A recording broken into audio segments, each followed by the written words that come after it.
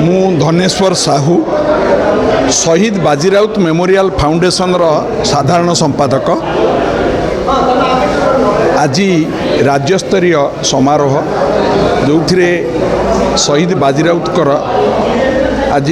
87तम तिरोधान दिवस एवं हाँ एवं एका दिन के पड़ी तेणु तो से कथा तो कहीपर नहीं जे कहार कौटी रही बोली किंतु मु शहीद बाजीराउत को विषय रे एक कथा कहबी जे सबुठू सर्वकनिष्ठ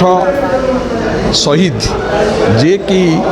स्वाधीनता संग्राम रे मात्र 12 वर्ष बयस रे जोगदे निजर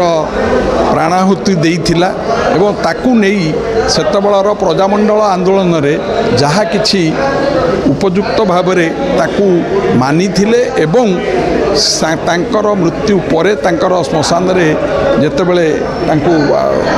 ये जळेई देबा परे डॉक्टर सची राउतरायंकर जो लेखा सी आज आज स्मरणीय कर रखी आमे माने हुए तो बाजीराउत को बहुत दिन धरी भूली जाइचे तांकर कथा को मन पकई आमे जदि आमर समाज प्रति आमर देश प्रति आमर जहाँ करणीय जहाँ कर्तव्य ताकू जदि पालन करिबा ताहले तांको प्रति आमर उपयुक्त श्रद्धांजलि हो पारे। मुख्य अतिथि भाव में आज ओडिशार मंत्री श्रीयुक्त कृष्णचंद्र पात्र एवं तांको सहित 2 जन विधायक थिले जे ढेंकानाल जिलार श्रीयुक्त शत्रुघ्न जेना एवं विभूतिभूषण प्रधान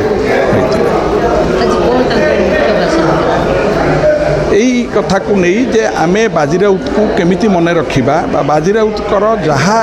से जहाँ करि जाइचंती ताकू केमिति मने पकई आम आगु को आमे कौन कौन करि परिबा तांको ताहले आमे तांकू उपयुक्त श्रद्धांजलि दे परिबा। ए भितरे हमर आज गोटे अवनी मिश्र द्वारा लिखित गोटे गीत जहाँ कि श्रीचरण एवं आ गोटे झील से माने गाइचंती सेटा आज माँ भवानी एंटरप्राइज तरफ उद्घाटन करा जाइछि।